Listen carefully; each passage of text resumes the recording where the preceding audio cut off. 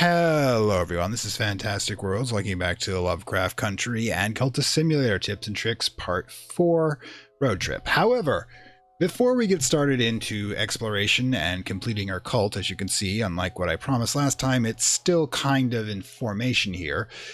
I did come across prematurely, as I was attempting to do, to upgrade strength to its last level. So let's get that out of the way before we get into the occult and such. Now, of course, the way to do that is to study, to get these vitalities. Now, one of the advantage of using manual labor for your for getting money is that essentially you're paid to get vitality, and if you study vitality at the same time, you will get to this level really fast. Now, the question is, what are we putting in? Now, there's two ways to do this. The most logical way would be, of course, to match the colors and get a deeper grace. Now, this seems logical, but like a lot of things in this game, it's not the best thing to do. A deeper grace is primarily a skill used for the Dancer DLC or the alternate Dancer path if I chose to completely abandon what I've done so far and go that route, which I'm not going to do. So it's not actually what you want. What you want is this, a higher strength that will burn with the strength of the Forge of Days, which, since we're doing a Forge-based run, is kind of appropriate. This will get you essentially a massive mountainous build as opposed to a live dancer's build, which in this case, since kind of going forge path, seems a bit appropriate, doesn't it? All right, let's go. Throw that in, and you notice I've got the usual shtick going on here, and been upgrading some of the secret histories and diving into the underworld, as well as recruiting more cultists. Anyways, let's keep it going. All right, so while we're doing that, I will pop in here for some odd reason. I have my reasons. You notice I actually managed to summon a percussicant. The thing is, for some reason my flavor text is cut off. I don't know why. But you notice it has 8 heart and 8 edge, making it terribly, terribly dangerous and powerful in those two aspects. Given the edge aspects, I'm perfectly capable of probably walking over there and eating this guy, but that will cause a little bit more trouble than I want to do right now. So we're still staying on the down low, as it were, letting him suck up as much mystique as he wants. But until then, you know, we'll deal with him later, one way or the other. Whoops, yep, fast forward. Forgot. I usually play in normal mode. As you can see, we burned off we've closed the fascination trap with dread, which is, I pointed out last time, is kind of cool. You can have both your bad cards cancel each other out. All right. So yeah, we're gonna get another apprentice over here. Get my Sith Academy going. As well, I can't do that. I got to go back to work since my exercise card is my work card is currently in there. Yeah, well. Still haven't gotten rid of the good doctor. I mean, the good Mr. What is his name again? Yeah, Mr. Alden. Kind of drive that out of my mind in an attempt to forget of the horror. But yeah, exercise the body. My heart beats with the steadiness of a drum, the certainty of a juggler's embrace. Get back to lore. And we got this. I move like a mountain and strike like a sky. To master others is strength, to master yourself is power. True. But we not only have ability, level 4 strength, but the great thing about this one, as opposed to the Dancer's DLC, we got dangerous. Direct confrontation is always wise, but in the last resort, if it comes to a struggle, I am very dangerous. Yeah, one of the options you have right now, we're dealing with our hunters, is setting up a meeting and then beating them to death with my fists. Not the best way to do this. I mean, this is a pretty surefire way of getting rid of them using summon spirits, but it's kind of funny to think about that. You know, we could send spirits, we could send an assassin, we could try to poison him, or I could just beat him to death with a crowbar. Sometimes, you know, direct action works. Anyway, so that puts us here at 5 each of these. So, in any case, I will show you. Let's see what's going on here. How many of these do we have? 6. So, yeah. Pop the passion in. I'm going to keep upgrading these. I keep getting more. All right. Boom! Back into the woods. A covenant occult scrap. That's not what I'm looking for. I'll take it. When I get what I'm looking for, I'll tell you what my strategy is, okay? But there is an actual strategy to keep going back to the woods. Not to mention the passion cards are usually ones that are I can usually go with that with the longest. Trembling Airs eventually becomes a vitality to replace the loss I had for not doing this. But one thing I'm going to show you is when the job's over here, one way or the other. Oh, look. Another feckless fool to fall into my snares for occult lore, only to be sacrificed. Yes, we've already sacrificed our first minion. Alright, cool. And yeah, he wants his overtime. How annoying.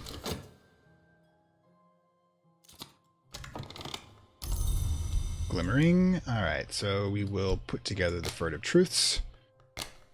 Continue our ascent into the secret histories. Alright. Awareness of appetite. Not what I wanted either. Oh well. I'll get it eventually. Okay, so...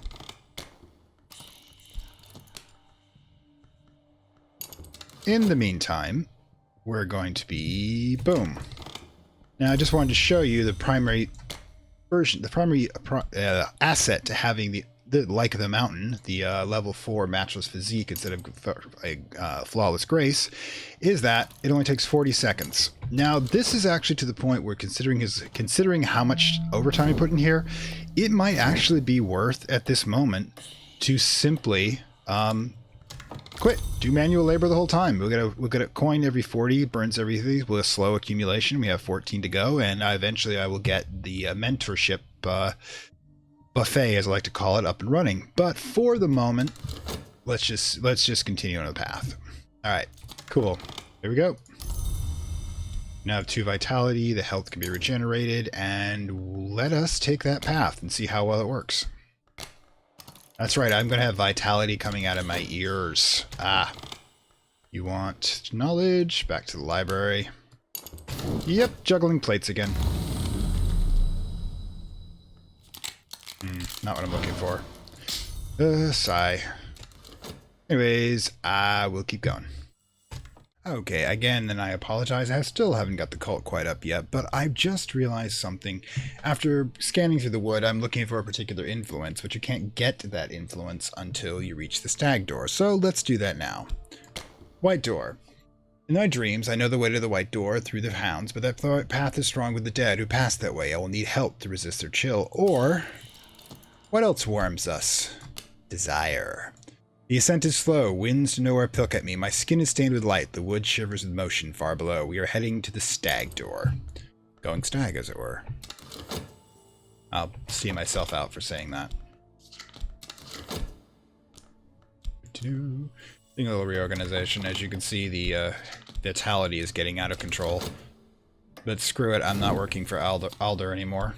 Now, I might be breaking up rocks, but my god, I'm breaking up rocks at my speed. This allows me to pretty much drop out and do any magic I want to. Fuck, I even have a dread running? I didn't even realize that. God, the little things are going to get you. But, while we're doing that, gods. Fuck it, staying up there at this point. Sunset right, because I'm not going to lose the laborer job. There's always a job for a strong back. Okay, put the offering here. Enid goes there. And usually why I'll do this, I just simply cannot put up with more of a vitality. So we're going to introduce ourselves to some of the other dark forces of the universe. The lantern thing. A hint was once a living mortal, then a dead one, and now it's something else. I may have done this before. The summoning requires lantern. Yeah, I have done this before. But as you can see, we have 6, 2, and 2. That's what we needed. 6 lantern, 2 knock, 2 edge. And dread provides us the edge, turning a deficit into an asset. Always awesome. But I will have Ref dispose of what remains. Alright, cool. There we go. We have Forgotten Chronicle. Kind of getting obsessed about doing these things at times. And screw it, I have nothing better to do with my time. Let's make a vitality lesson learned. Could always use a 2 hard influence at something, I suppose. God knows I got enough of this stuff. Alright, the stag door. A rigid barrier, blood-soaked horn. Horn, huge enough for a ship to pass through. It was broken long ago. Now this is an influence you're going to find over the game. The idea that Mansis, the central heaven, the place of the gods, is broken. It's busted. The last battle for whatever between the gods destroyed it. No one's actually had the opportunity to fix it. So things are kind of limping along, which is probably why we have multiple timelines, because the device at the center of the universe that creates time, motion, or whatever is, however is created by whatever force, isn't functioning properly.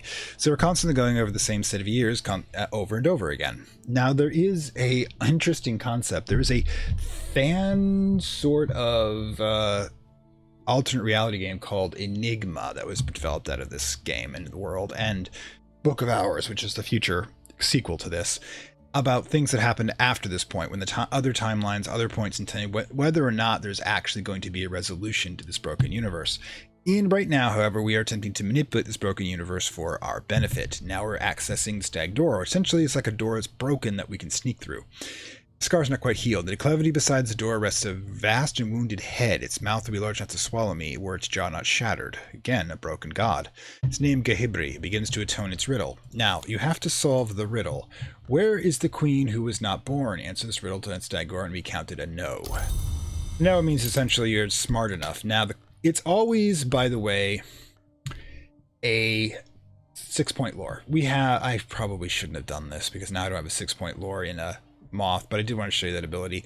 In my dream, I'll stand before the stag door, a ridged barrier, bulging bones, broken long ago, not yet be healed. Now that vast angled head waits for the answer to my riddle.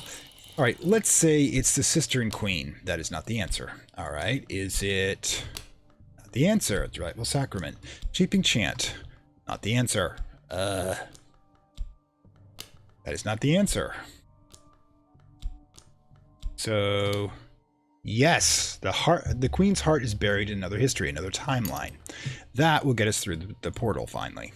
Got lucky. It could have easily been knife or knock or moth. Got to remember next time to always keep the 6th moth around until I get to this gate. And the reason I need to get to this gate is, whoops, I've been so distracted I forgot to continue my recruiting for my cult, the Dark Forces. Sith Academies, once again taking applications. Oh, what are we doing here? Oh my god, it's rebellion again. God, you people just don't appreciate being dragged into the physical world against your leg. Just think of it as a vacation. Oy, oy, oy, oy. There you go. Alright, keep going.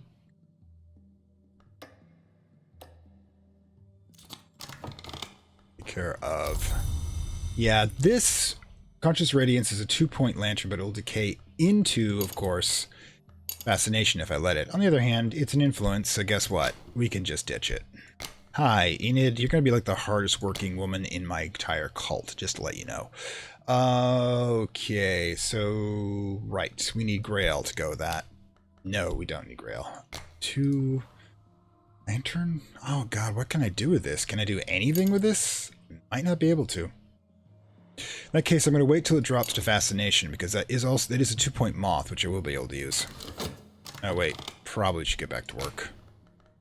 I'm sorry I was late. I was banishing a horror from another dimension that I accidentally summoned. Well, not accidentally. Accidentally failed to summon properly. Why are you looking at me like that? Anyways, boom. We're in. Stag Door. Now, this was the one I was looking for, a Trembling Heat. The possibility sparks, a 6-order influence, signs are unmistakable. Now, of course, we've got the other option, the Ascent of Knives, which is all about blood, pain, and winter, and the Painted River, which is all about knowledge. But right now, that's what I want.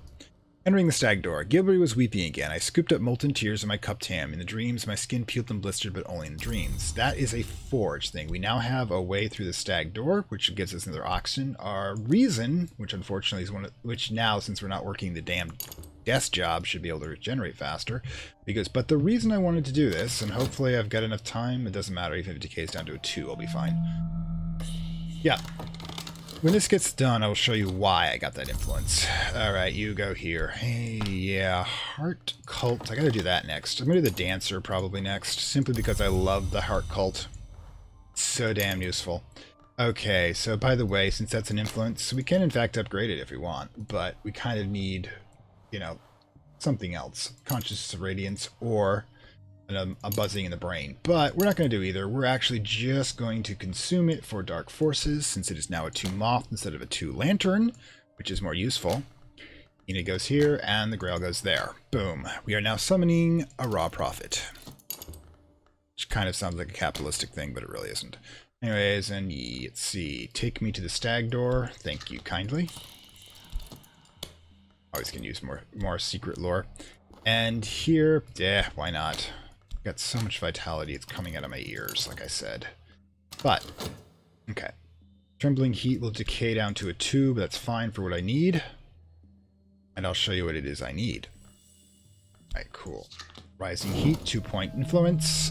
We got an illness, which I hate, but we're going to have vitality for days, so we should be fine. Can't actually use a vitality lesson learned to get off illness, which I think is a little weird. Alright, so first of all, we've managed to recruit Kat, who's, I think, one of the cuter ones of the cultists. She is...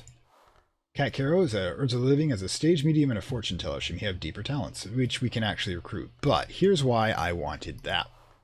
See, I need an 8 total influence to make these people work this, but you can add trappings, and that's additional 2 forge. Until I get 8 forge, I require an additional 2 points of forge from an influence, or if we eventually get a instrument, a tool, we can do that as well. But in the meantime, let's see, moth is kind of heavily useful. So we can promote her from believer to a disciple. Boom. And that's how you do it. If I keep gathering those influences from the stag gate, I can get these people up to level 5 or level 2 abilities, which will be far more useful when we actually get to going on road trips. But unfortunately, this is going to slow me down recruiting the cult, so hopefully we'll do another skip. There shouldn't really be anything necessary. But just let you know that always you can add influences. For example, if you're running the Mothman Cometh one, which I like, you'll note that you're always going to have access to a 2, either from Fascination or Fleeting Reminiscence to add. And again, with the cult, you can generate your own 2-point influence anytime you want. Same with Moth and Passion, but you still got that. And same with Lantern or Reason. So again, it's an idea of how you can actually speed up some of the associations. For getting an 8-point lore can be a little rough, except unless you start with either the Secret Histories, which don't really produce much of a great cult, or the Moth, which I actually do like. Again, the Mothman Cometh system. Okay, so skipping ahead to where I promised I'd be. Another quick aside in this particular episode, I'm beginning to wonder if this is going to be kind of an interim episode. We may not even get to the expeditions considering all the tips I'm getting into. Alright, so here's a quick thing about how to preserve influence. There's 2 ways to do so, one of which is currently locked out to me because I'm using the talk indicator. But the other one is to paint. Now, influences, remember, are kind of important. I need this trembling heat if I want to try to get one of my believers into a disciple, but all my leaders are just all the current followers I have in the cult are disciples at the moment. So I could just let this one burn off and grab another one, or I can demonstrate to you how to keep your influences rolling. Now, painting is something we've discussed before, but just as a way to get rid of restlessness at the tier 1 level. This is the tier 4 level. You never know, this might make a living. Now, you can either put in mystique, notoriety, or passion. If you put in passion, the passion becomes exhausted, but in order to do this properly, all you need is to generate 4 mystique. Since painting generates mystique, it's pretty much a self-continuous cycle. Then you start the painting, you take the influence you want to preserve. Now this stops the timer on the influence. Whenever a card is locked into one of these verbs, so to speak, or one of the bad ones down there, its timer stops. So therefore, you have the ability to be able to keep this thing in stasis while I'm waiting for somebody to use it on. Not to mention, occasionally you will get a fund out of it. Notice that they've got 13 coins right now. They're primarily due to the fact that I sacrificed somebody to Poppy, because otherwise I'd be staying at 3 and I'd be a little more desperate. But given that I've traded one of my followers' life for a cushy lifestyle, I'm probably deep into the evil zone at this point. But wait, we will get deeper. Alright, so basically, why this is happening, you'll notice that, it's making what's called a mood piece. Now, we will be popping into the dream realm for a second there. And as you notice, the cop is trying to take my spare mystique. Now, when you take this right here, you could spend money on better paints, or I could find more exotic pigments. Okay, exotic pigments you can find or create. I'll demonstrate how to do that. To create more powerful paintings that will sell more, but you also gain notoriety. Now, we don't want to gain notoriety at the point. You can, if you want to, buy for more traditional paints like this. It gives you a slight boost to getting a better things. It's up to you whether you have the money to burn or not. I'm gonna probably just let it go on the basic materials. You don't have to put anything into that one. Dream Realm again. Grab the Subtle Rupture. Okay. Okay, so... Oh yeah, we got the Affliction running, plus the Vitality. I've been letting the Vitality slip. At one point I had 6 of them on the board. I was like, oh my god. But One of the things you can do, by the way, since you have this one, this is 40 seconds, and the sickness causes 60 seconds to materialize, is that any time the sickness comes on board, you throw in the matchless physique. And since it done like the job over here, it doesn't have a timeout. You can use it any time.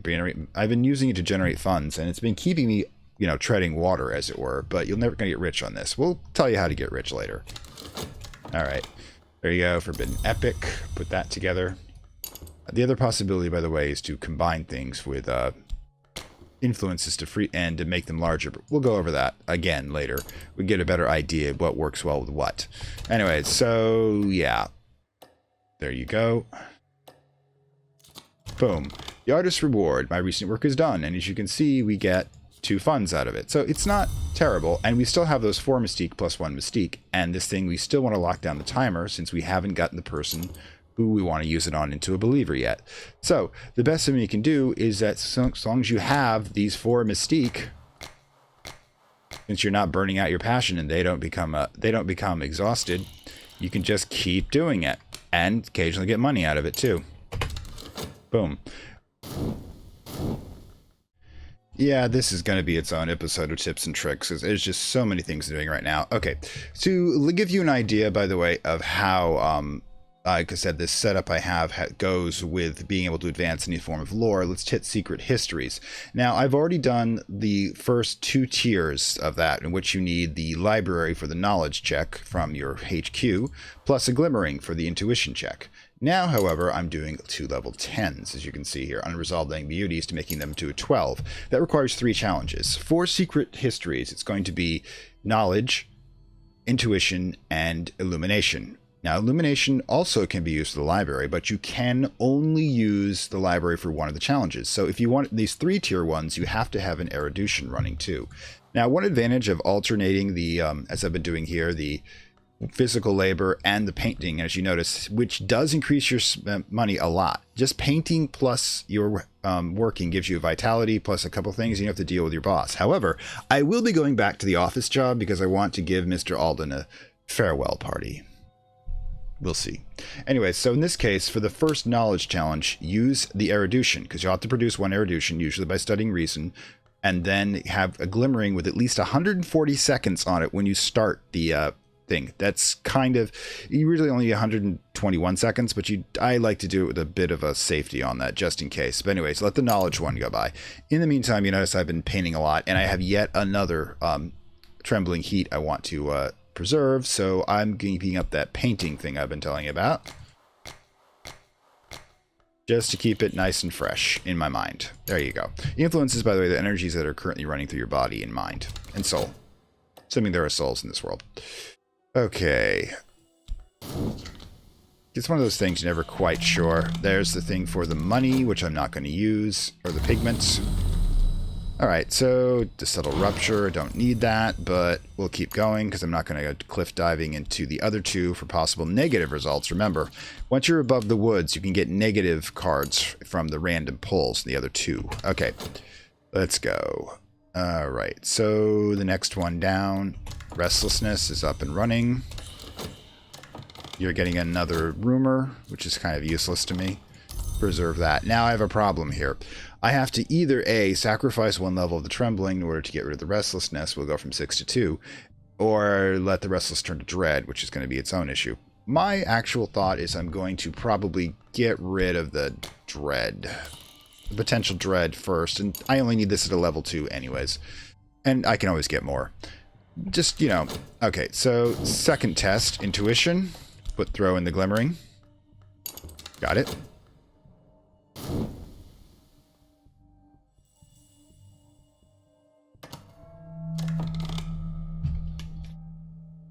Okay, so keep going. Sorry, I thought I heard something in the real world here.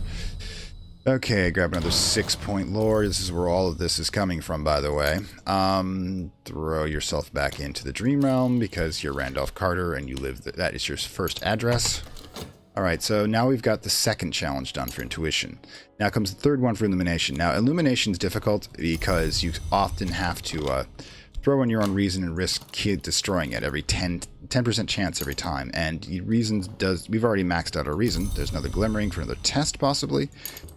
You can't get any more glimmering past this reason past this point. You will eventually die at 0 reason. Or go mad, I guess, is more appropriate. But, where are we now? Yeah, we'll do the standard painting so we can keep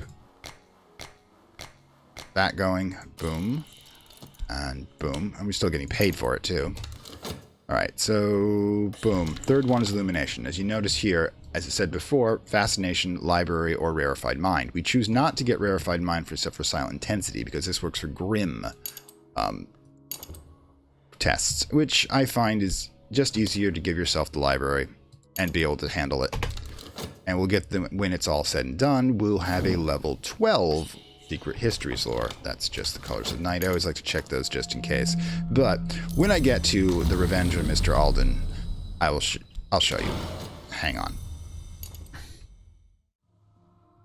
And now we're ready for our revenge. Okay, I went back to Glover and upgraded to the point where position records under Mr. Alden, which means that Alden's annoyance card is right there, which is represented by a fly, which is kind of interesting. So what can we do about him? Well, turns out we could kill him, put in Rose, and we could start with her, put her in, and she'd attempt to kill him. Now, the problem being, of course, this is only as a level 5 blade, knife, cultist, she's got about 70% chance of doing it. If she fails, then she dies, and that's just not going to work very well. Now, I can summon one of the creatures that has 8, and eventually 10 edge, and have a similar chance with the 8 and a nearly perfect chance with the 10. But the problem is, if my boss suddenly mysteriously disappears in the or is slain in the middle of that while I'm having a dispute with him, I gain notoriety and the cops start looking at me more carefully. But there's another way to do it, which is kind of fun, is that we can seduce them with a grail. Now, we can use either Renara or Saliba to do it. And frankly, I like to use Saliba to do it because it's kind of more embarrassing. I'm pretty sure in 1927, that's homosexuality was a crime, and that's how they got Oscar Wilde. So let's give it a whirl. Boom. All right, send an alluring minion to ensnare and disgrace an annoyance. I wonder if I could send one of the blob monsters. I should probably try that sometime. Anyways, everyone has a weakness for one particular pleasure. I will send a minion who understands the many natures of pleasure. They will very likely succeed. 70% chance. And I honestly just want to get the image of this old guy. Now, the thing about Salva, by the way, you have 2 Grail minion possibilities. The first one, Renara, is a typical femme fatale. She commands admiration, and reserves her attentions who merit admiration in return. In other words, she's a player, as it were. And however, Saliba's pleasure is taking a room without windows. His companions return to him again and again, even though each time they're a little less. He is a sexual energy vampire. In fact, if you pursue a romance with Saliba, romance is a possibility, but it actually complicates the game quite a bit. Just like real life romance, if you pursue it, he will kill you. He will literally drain the life out of you eventually. So don't do it. Anyways, let's see if you can get him to seduce Mr. Alden. Yes, this is... Hold on for a second. Don't like any of my things being idle. And it's going to continue anyways. And this is, yep. As you notice, by the way, 2, 4, 6, 8, 10, 12. 14 I said was the max. And by the time I get the full cult together, I may have one of those going. And as you can see, it's an occult scrap, which is a secret history layered beneath the one we know. Details smuggled in from adjacent narrative, aka timeline. Don't hear about this being overheard. Story of a city without a gate, a queen who was not born, and a war which was not fought. Yep, these are different timelines. Attention to hours is drawn to the bloodiest wars. Afterwards, the histories are braided like hair. War tends to be big on that. In the Mansis, the hours strive against one another. As the struggles are resolved, they iron out the impossible, exalt it to the possible, tie the fraying braids of what has been in one golden ribbon of the future. Everything is resolved. History becomes the past. They are, however, exceptions. In other words, what they're saying is the gods can fight with each other. They create alternate timelines and desperately try to string them together to have a coherent narrative, because paradox is probably not good for the universe or them. Vagabond. That's one of the hours, by the way. The Vagabond is the 1 hour who can never enter the Mansis, but she goes everywhere else. And if you believe her boast, she's the only one who knows all the histories. Sometimes she lets someone record her travels. That's what the level 12 ones are like. Now, the thing is that we'll eventually get to 14, and I'll show that to you. But in the meantime, yeah, we are here to watch Mr. Alden's fall. I'll get this. No, wait, I'll need another. Never mind. We'll put that as idle for the moment. Okay, come on. Oh yeah, you notice the cops are cleaning up all the mystique I did from the painting. Mystique likes them. They can look all they want. They're not going to find anything. There's the vitality I want. Ooh, what's going on? Offering temptations to annoyance. I await a word. Come on, come on, come on.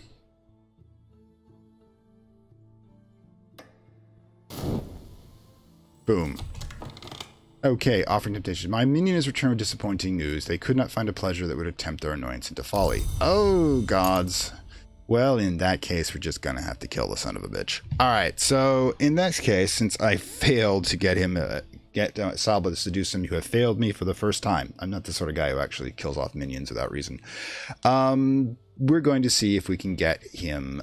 Well, we could send Renara, you know, another 70% chance shot, and probably she'd be able to do it a lot easier. Or we could kill him, and I will demonstrate how to murder him next. Okay, to go over how you get the best assassin in the game, we're going to have to hit the stag door. Now, you can get her a lot easier a little later on when we probably get to the end of this episode, but until you have a certain item, this is about your best way of doing it. What you want to do is access the bitter atmosphere from the stag gate, check on the ascent of knives, take it back in. Okay, so that gets you this. Entering the stag door, I visited the Ascent of Knives last night, the harshest road through the house. It has been sacred to the Menascate, the death god, and the sun in rags since the Incalculate, when the true sun was divided. You have to remember, this is a post-apocalypse scenario in which the sun, the source of all light and creation, has been killed and broken into pieces, and we are now dealing with the bits and pieces of light. The world slowly dies around us, desperately grasping as what energy we can. Yeah, it's a lot darker than the game sometimes really portrays it. When I woke, the room was freezing. The chill of it had cracked the window glass. All right, let's collect that. And I'll pop over and show you how to summon the unholiest of assassins, the Maid in the Mirror. Okay, so having gone over how you get a better atmosphere, what switches a level 10, of course, Winter Influence, which is important for the ultimate assassin of doom, as I like to call her, you need to grab the Sunset Rite, of course. This becomes the sacrifice. Now you will need Enid, or her half-brother Neville, I guess here. And, of course, to constrain a being, you require Edge, so it becomes the sun, a servant of the sun in rags. The deep winter's cold to name and draw the Maid in the Mirror, Edge, to match her keen cruelty. Now, I'll show you why she's the ultimate in just a moment. And yada yada yada. The fascination trap's going to be an issue. Normally I've taken care of it, but I'm doing the summoning right now. Okay, yep. We'll need another fleeting reminiscence or a dread in order to pull it off. And I actually know where to get a dread. Remember, sometimes summoning dread is a good thing. Okay, so, and boom. Don't know if I need that or not, but let's stick it there anyways. Don't think I do. Oh well. Maybe this will work for this one. But in any case, we have the Servant of Sun. You have Enid, of course, the Lore, and the Maid in the Mirror. The ascent is glass, the walls are knives, each step is blood. The dead who rest before the newly cracked mirror, who pass through the peacock gate, who master the sharp stare, those dead into the service of the sun in rags. Sun in rags, of course, being the sun after it was slain, now a personification of death, or at least 1/4 of it, the other 3/4 being elsewhere. Over here, the thing that was a woman has no expression of her own. The movement of her eyes and mouth always match mine, as if I were looking in a mirror. Her fingernails are sharp as glass. Yes, she is the ultimate assassin in this game. Give me a moment. Put that there. The ultimate assassin in this game. And she's dangerous to handle as well.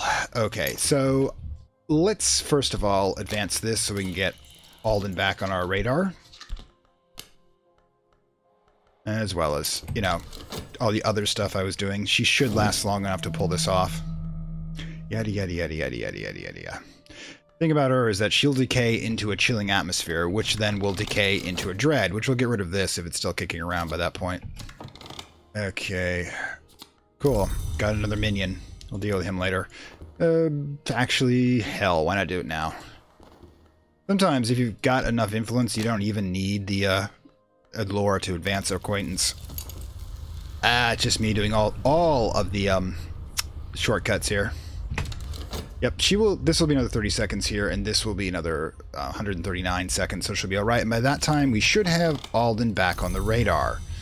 10 seconds, yep, it'll last long enough to do that. As you can see, you still have the annoyance card on there. Alright, we'll deal with this. The restlessness will kill the fascination, When it becomes dread, that's a mystique for him to play around with. But for the moment, let's pop this newly forged faceless minion into the pool, and then talk to the maid. Now the maid is going to appear from the mirror of Mr. Alden, grab him, and then drag him in, leaving only behind a small rime of frost. Sorry. Anyways, the ultimate fabulous dream: murdering your boss. I'm out of patience with this nuisance. Unless they have some unusual protection, they're already dead, but their demise will attract attention. Right. Having our boss mysteriously disappear after we've been annoyed with him for some time is probably going to attract some notice that we don't want. But we're just not going to deal with that. Hang on. While we're doing that, I'll just get the other things moving like usual. Straighten up a bit, and we should probably, we're down to 12, probably go to work. I mean, it's fun to play with the dark forces, but we need to eat. Alright, so Forbidden Epic. Okie doke. Leave that in play. Don't think we need to do anything else to study at the moment.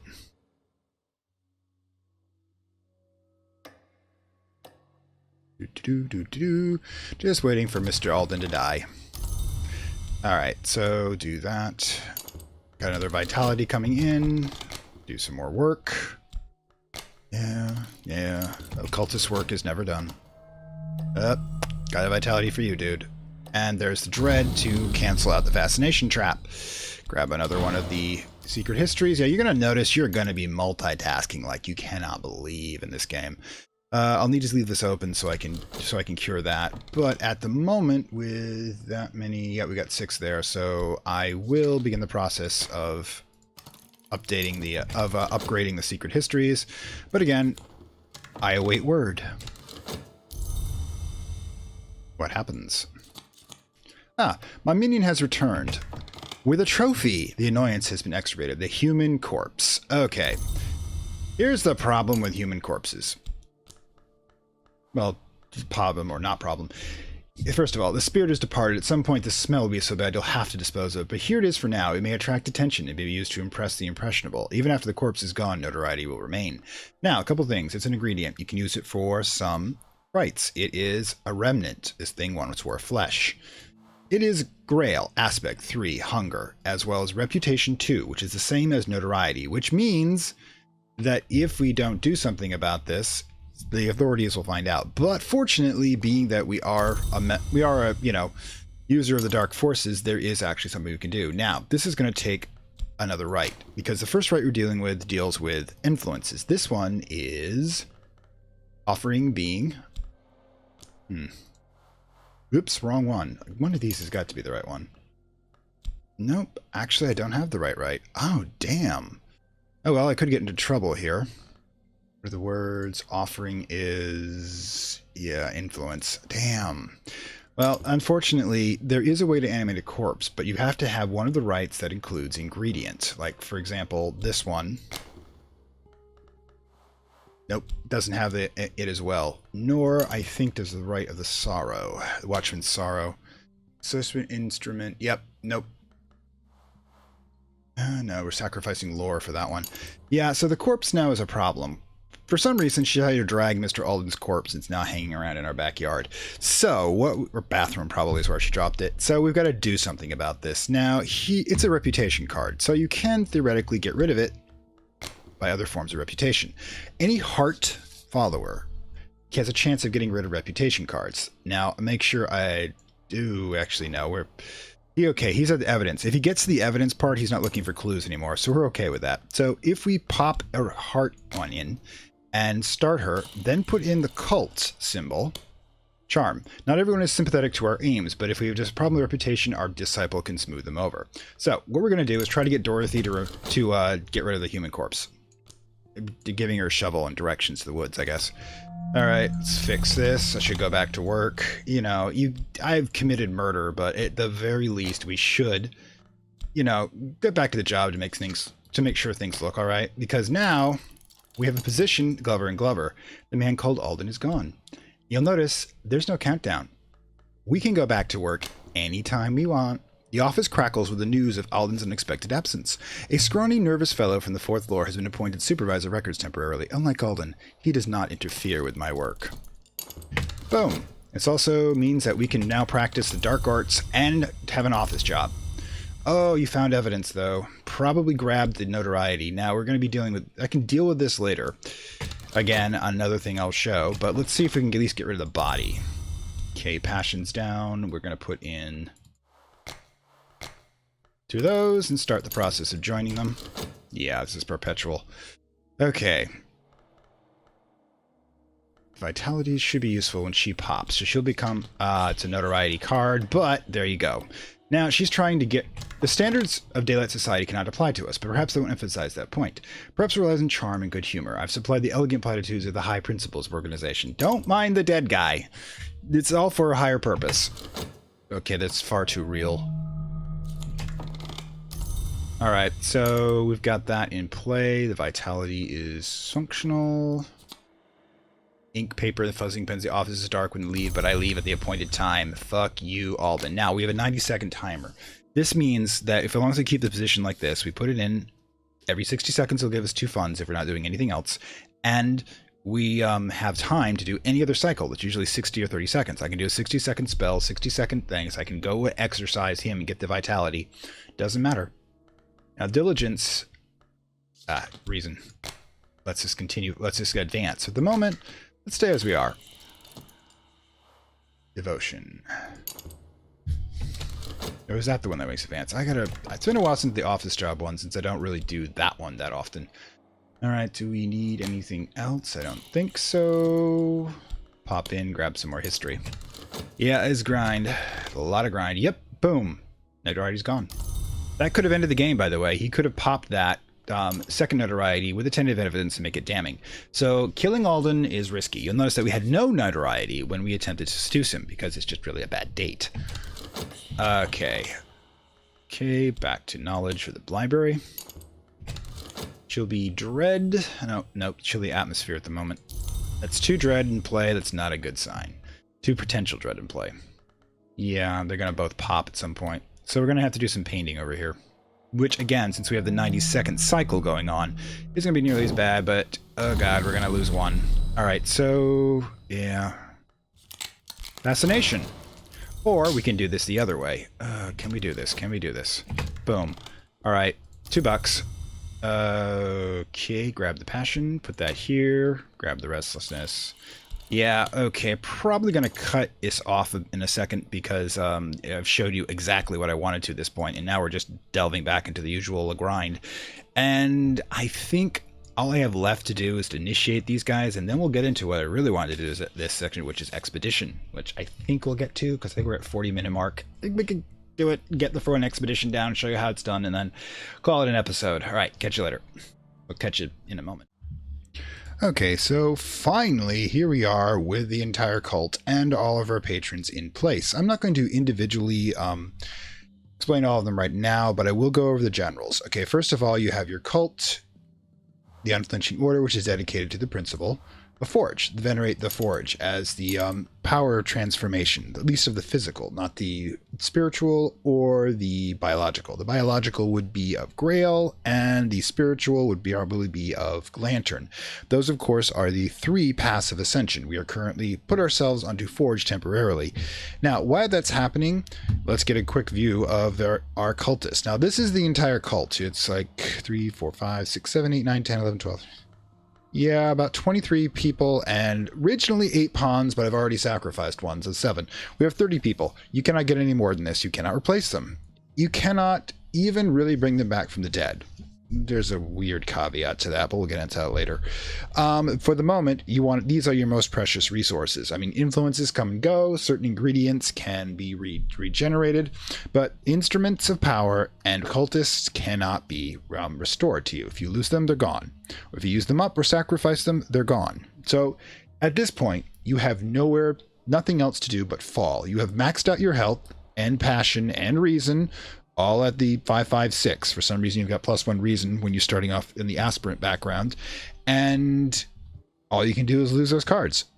You've also got your cultists. All you can do is lose them.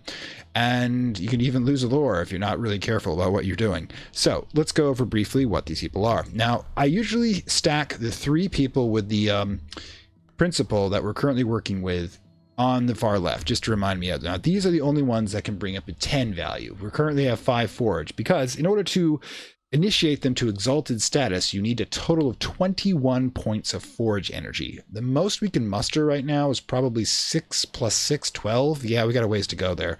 But certain things we discover along the way will help us, like lore, instruments, or even if we can manage to find a massive influence, which is usually not that easy. The easiest influences to get from a higher level, the easiest one is, of course, Lantern, which makes Lantern both the hardest and easiest path of ascension. If I ever go into Lantern, this series actually gets popular. I can go over that. But right now, like I say, Forge is the easiest path to work with, especially as the aspirant. Well, when we get to actual evolution of the form, we'll get to that. But right now we're doing human resources. Right, Valerie, Tristan, and Ludo all have a 5 forge. Now, of these are your heart cultists, Dorothy, Leo, and Colviette. 5 heart. Now, each one of your cultists has a special ability. The forge ones can have craftsmanship, where they can work in the forges of the secret forges of the city and produce income, random bits and pieces, and occasional magic ingredients. You risk them slightly when you do so. They can take an injury, but you can heal the injury. And ironically, you're going to find out injured cultists are actually stronger. They can gain additional 2 points of knife, winter, or knock influence every time they're wounded. But if they get 3 wounds of the same type, they die. So you have to decide how you want to balance that risk. And these can, of course, be used, well, when you get into the part where money for nothing, as I like to call it, where we can start, leaving our job behind and making the occult pay for us rather than us paying for the occult. Anyways, these ones have the ability of charm. You drop them in and they can pull a random reputation card and do that. Now, this sounds good. I've demonstrated it once, but it's kind of tricky. You got to time it right. You've got to be able to target a single reputation, because you have more than one reputation. Say you've got notoriety and 3 mystique. 3 and 4 chance, they're going to grab the mystique and leave the notoriety, which is the actual poison. So you have to decide when you're going to be doing these. Also, when we get to expeditions, heart can be quite useful. Knock. All right, these 2 are your game changers. When you get to 5 knock, you are literally capable of summoning any spirit, even the big ones, because 5 knock is the maximum that you require. Now, of course, you'll notice I only have 2 knock, because knock is both the hardest and easiest lore to get. And when we get to the next section, I get additional lore to play with, I'll show you what I mean. But at the moment, these 2 are your primary way of summoning it through the Sunset Rite, because it will allow you to use 1 influence, 1 follower, and 1 lore. And that combination will produce, at the moment, as I've shown you, any basic spirit. Now, if you want me to go later into more details about how all the magic works and the best opportunities to use them are, I can do that. But for right now, I've showed you some of the basics of how to deal with negative influences, or just influences you're kind of always having, to a moth, for example, to get a spirit. So, also, next, Lantern. Lantern, of course, is the power that reveals. It is 3 of them. You have Pope, Clifton, Slee, and Cat Caro. And these will allow you to detect invisible objects and sometimes hold back evil influences. Now come to your assassins, Rose, Victor, and Eldridge. These 3 each have the power of knife. You'll notice that Rose and Victor are in fact brother and sister, and Eldridge is some dude with a knife. These guys have 5 edge. Now, you can use them kind of alternatively for summoning, because most of your martial summons require a knife, if you have knock from other source. 2 knock, will, for example, will give you any basic summoning spell. So, say Victor plus the 2 points of lore, knock plus, say, let's say the icy, the 10-point winter influence. That's a perfectly good summoning spell to get one of the maids in the mirror that I showed you. Okay, next down are your winter. Now, these are, Violet's very careful. She rarely speaks, chooses her words with care. These are the death cultists. Now, I've played with the death cult before, because that'll let you get the mirror in the mirror like anytime you want it, because these guys will have 10 of that. They also allow you to assassinate, which is kind of interesting, because they aren't like the knife cultists. They won't strike all at once in a blaze of violence. They'll simply wait, and when the moment's right, they'll just quietly come in and eliminate the target. This gives them kind of a weird dichotomy where they succeed less, but they also fail less. Like I said before, do not bother using any of your occultist assassins. It's too risky. You'll lose them. Instead, What these two are good for in their basic scenarios is being able to kill a random person. Yeah, if you put Rose, Victor, Eldridge, Violet, or Auclair in for your cult business, which basically involves putting them in here, starting it, and then putting a cult in. I'm not going to demonstrate because it generates notoriety.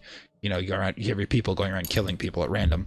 You put in the cult one, that will cause them to start looking for a victim. Now, with Rose, Victor, and Eldridge, they will simply gut somebody on the street and drag them off.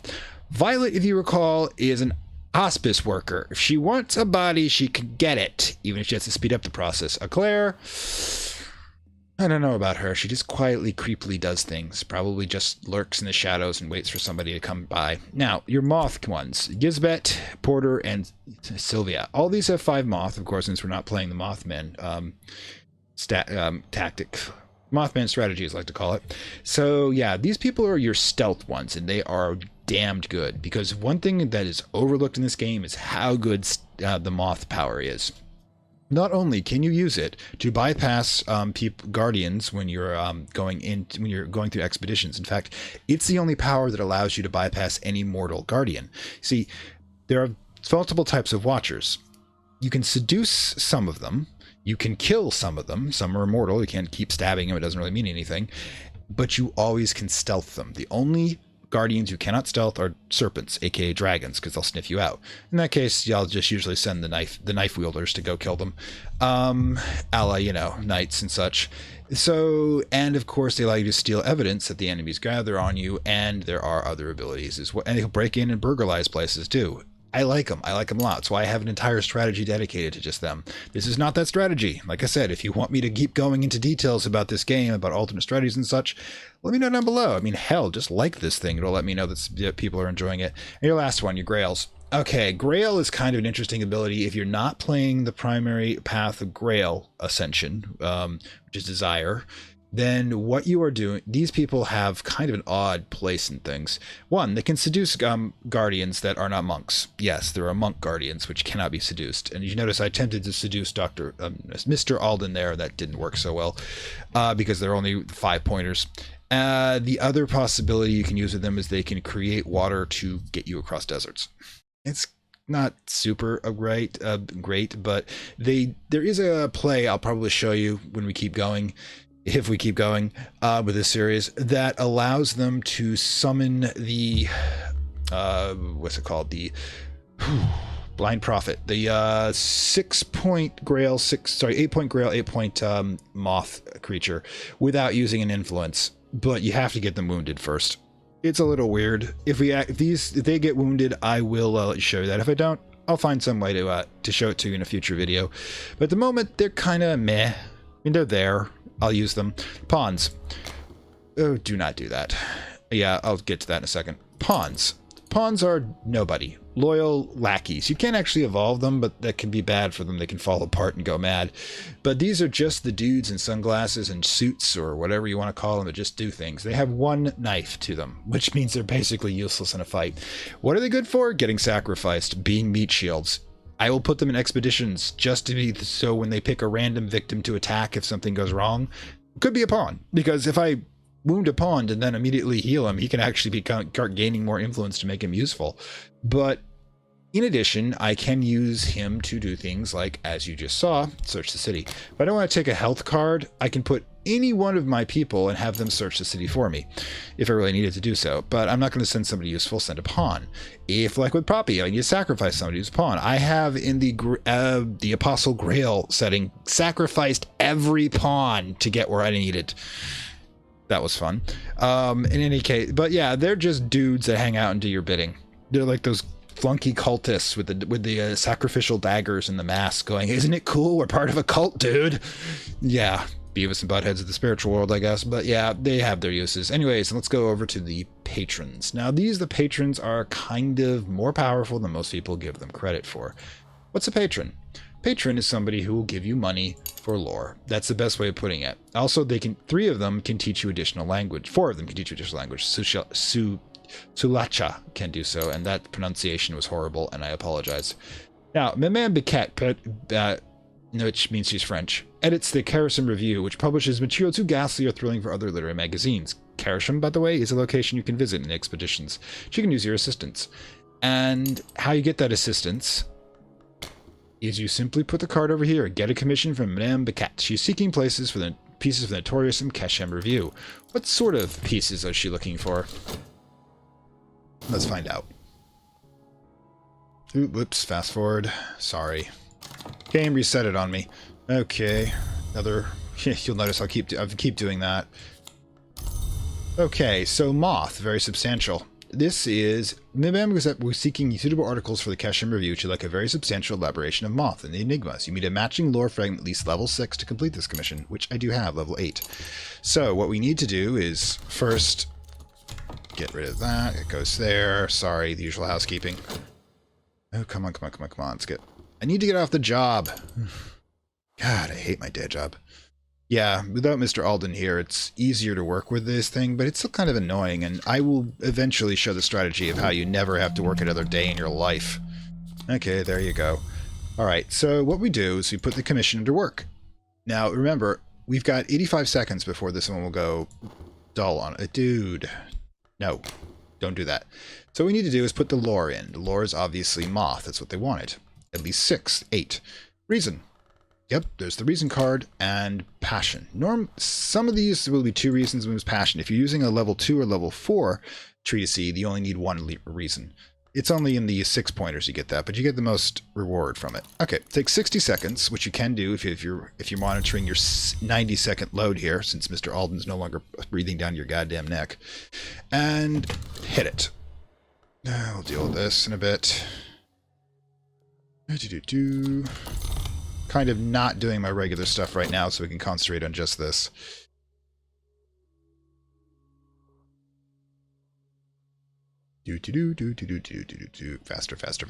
Faster. Okay. Alright, so first we'll go back to work.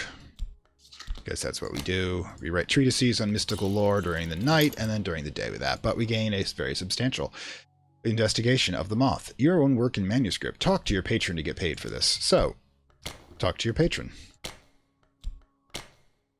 I have what you requested. Alright, it only takes 10 seconds to do this. And it generates... Oh my god, 2 restlessness. You suck. You all suck.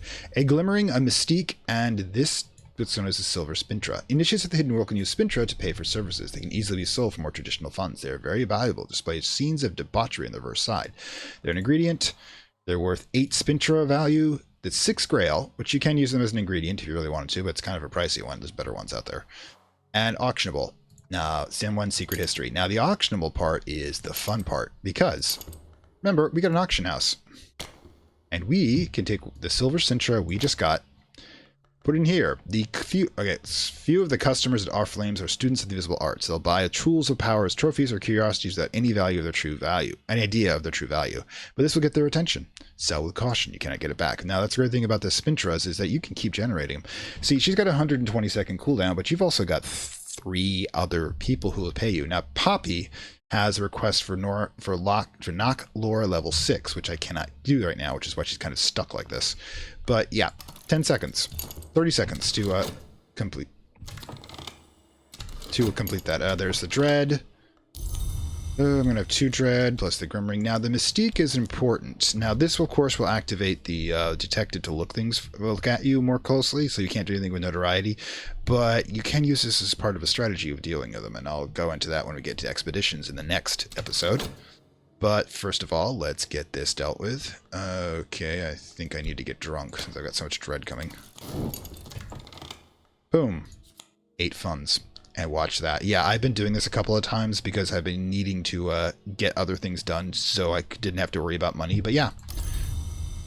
Went from 30 to 38. In a space of 90 seconds plus the 30 seconds for the auction. Yeah, 120 seconds, I have 8 funds. That's all it takes. All I need is the lore. Every piece of lore up to 6, and you can keep that going. Is kind of rolling in. And let's meet our patrons, by the way. These 4 are the ones that give you commissions. So the Chana's her own thing. But, oh, right. Can't look at her. We did that already. The Count. Latin scholar, so he can have us teach us Latin. You pay for it by using an iron spintra, by the way. That's the level 1 spintra. He can give us money. He can teach us things. And he's immortal. Both, and maybe I had the same thing, although it's not on her card now for whatever reason. Dr. Ibn al-Adim, called the Alepine, has interest in your overlooked history. He could use your assistance. Again, he's a patron, and he can teach us Aramaic, which we don't actually know, so I will take him up on that in short order. And he's that. But did you notice something missing in this card? Mortal. He's an immortal. He is one of the immortal long.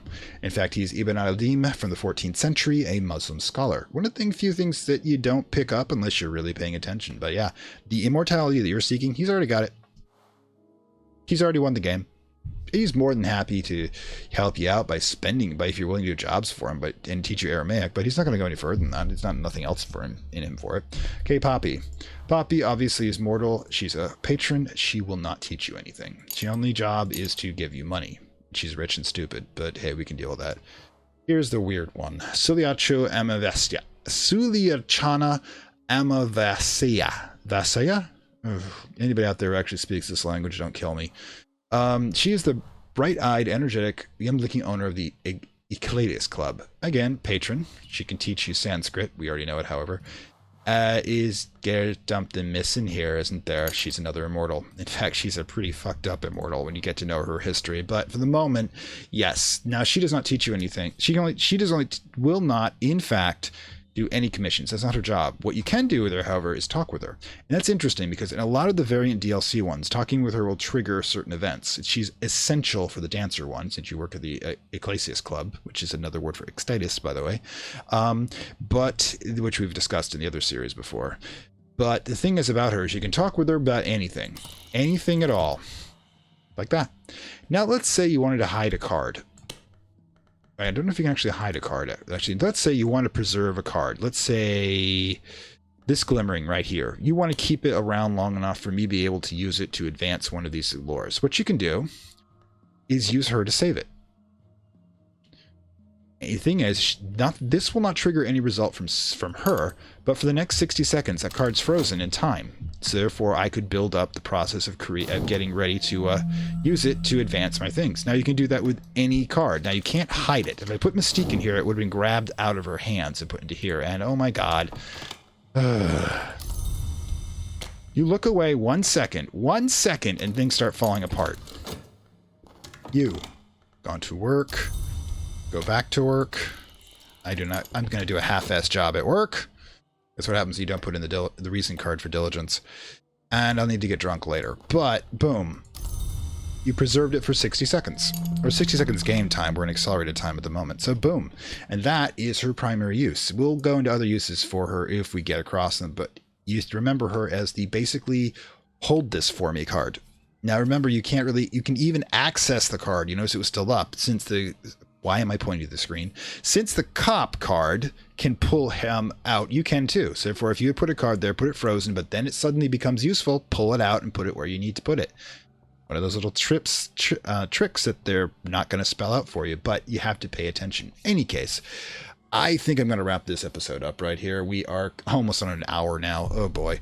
And I think I've gone over the basics of the cult. But next time, what we're going to do is we're going to take a road trip. We're going to use these secret history map cues to find mysterious places in the city and elsewhere, or we can find secrets where things from other timelines have bled into ours. So if you want to see that, see you the next time. This is Fantastic World saying farewell from Lovecraft Country.